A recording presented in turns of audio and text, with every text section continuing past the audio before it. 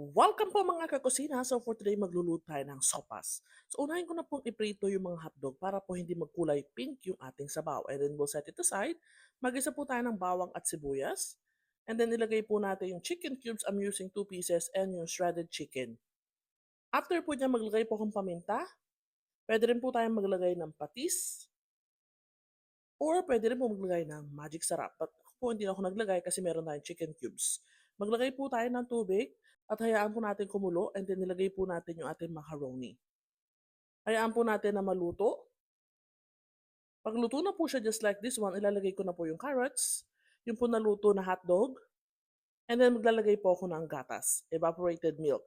I'm using 2 cans. Now nilagay ko po yung isang can and mamaya po ilalagay natin isa. Maglalagay na rin po ako ng cabbage kasi luto na po to. Konti na lang po ready for serving. Ilagay ko na po yung kalahati o yung half ng ating evaporated milk and ready